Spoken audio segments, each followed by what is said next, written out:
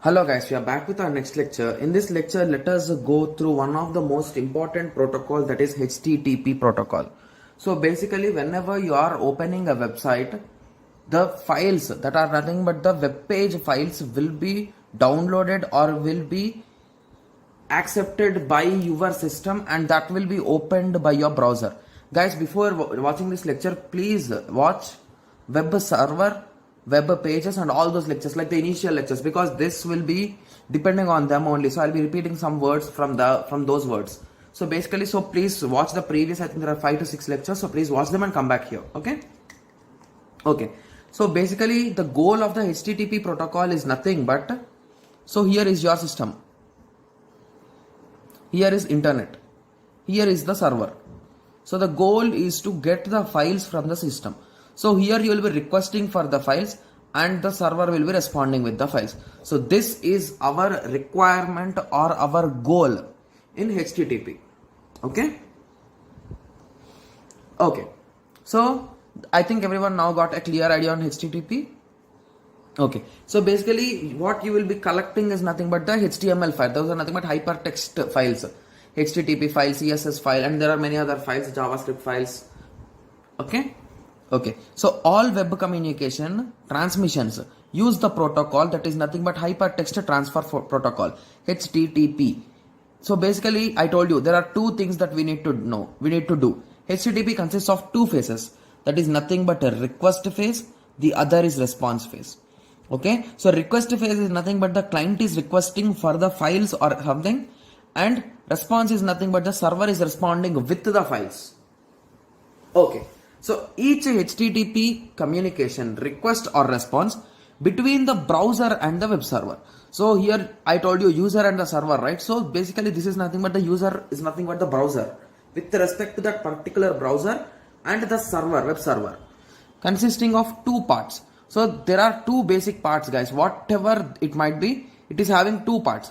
The first one is the header and the message. Message is nothing but the body. Okay, so here on there, okay, body. Okay, the header contains information about the communication, guys. So what is the communication all about will be contained here. So the body contains the data of the communication here.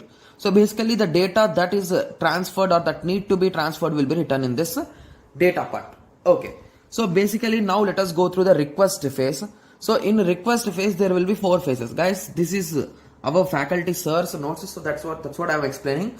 So in that there are no examples, so I found some examples in the net, so I took that examples, guys.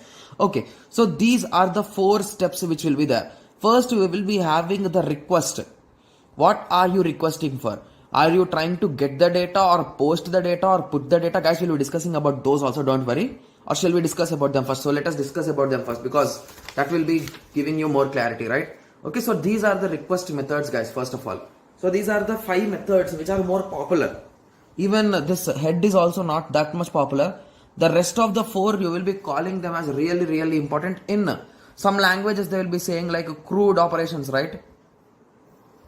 Okay, like for databases they will be saying that creating, deleting, updating and any kind of operation, they will be coming under CRUD operation. So similarly here in HTTP we will be saying these 4 are the most important, guys.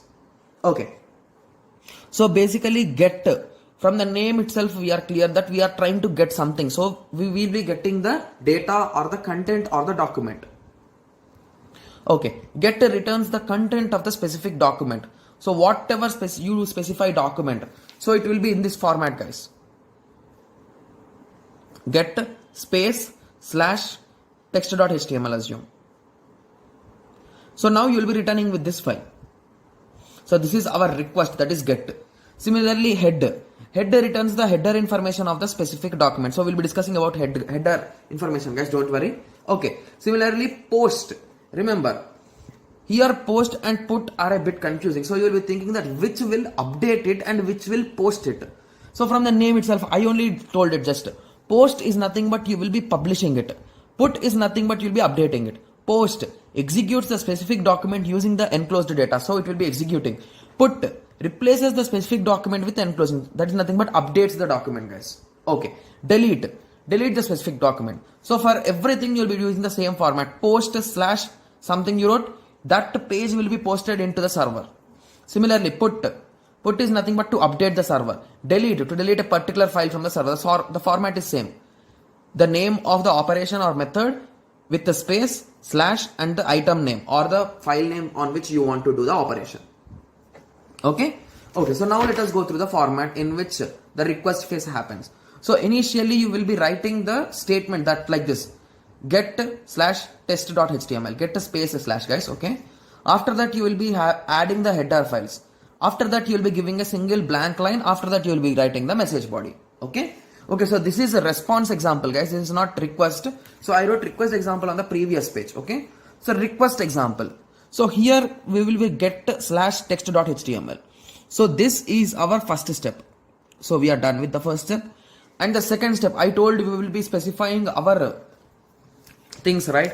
So those are nothing but, just give me a second, the header files. So basically what are in the header is nothing but our requirement or what are we are ready to accept. So basically we can accept text slash HTML. So this is from the client to server, right? So client is saying that to server I can accept only these type of files, so send among this, and I will be following gzip encoding. So most of the website uses this encoding only. So gzip encoding I am using, so please send in that format only. Acceptance language, English, you can say English. Like host, your IP address you will be giving 170.0.0.1. This is your local address. User agent, so which browser are you using? So in that way, this all comes under header. Okay, after that you will be leaving a single line of a blank. That is nothing but our third step. That is leaving a single line is also a step here. After that you will be writing the message. If there is no message, you can just avoid it. So this is nothing but for message. Clear? So this is our request part, guys. So we will be requesting our command or our, you can call it, for now we can call it as command. You will be specifying your header, then you will be writing, leaving a line, and you will be writing a message if there is any requirements, any other requirements other than the above specifications. Okay. So the 4 parts is what I have written here. So the following is an example. So this is the example I have just shown you. Okay. So we learnt about the 4 steps, right? Get is nothing but to get the data. Head is nothing but to get the head. So assume get, you wrote head to and you transferred that to the server. So it will be returning these things. If you transfer it to the host, it will be reversing, it will be sending something else. Okay. Okay. So post is nothing but to update, post is nothing but to post it, to publish it. Put is nothing but to update it. Delete is nothing but to delete it. So get and post are most frequently used. So basically we are trying to get the data. So if you consider among all this is the most used, guys, because we always try to get the data. Whenever you open a website, it's going to get the data. That's it. Okay. And post are the most frequently used. The format of the header is the field name followed by a colon and the value of the field. So that's what I have written here, guys. Accept encoding colon gzip, like that. Okay. Okay, followed by the colon and the value of the header. So the 4 categories will be general, request, response, and entity. Okay. So now let us move to the response phase. So in a response also we are having the same 4 steps, guys. So basically in response also you'll be getting the same format response. Okay. So first you will be getting the status line. That is nothing but the request that the user has given, get slash text.html. After that here you will be having different headers, guys. So basically these headers are for the code or the message that is there. So the message is of a format HTML and it is using UTF-8 for the character set, and the length of the whole file is 742 characters. Okay. So this is nothing but the header. We left a line here and we got the message here. So this is step 1, this is step 2, and this is step 3. So I hope everyone got some idea on this HTML request and response. Okay. So basically if you noticed here carefully, you could have observed this, right? So here I gave HTTP colon 0.9 200 OK. So now your question will be, what is this 200 OK? So this is nothing but the response code or the status code for the result. Okay, I think I have just told you something wrong. Okay, sorry, this is not 1, guys, this is 1. This is the response that we are getting. So this is our request and this is the response we got. That is nothing but the status line we will be calling it as. Okay, status line, response header, blank line, response body. Okay, so the status line indicates the HTTP version. So this 0.9 indicates the version of HTML. Okay, version used. A 3-digit status code is also sent beside it after slash. Similarly here, after space. Okay. Okay.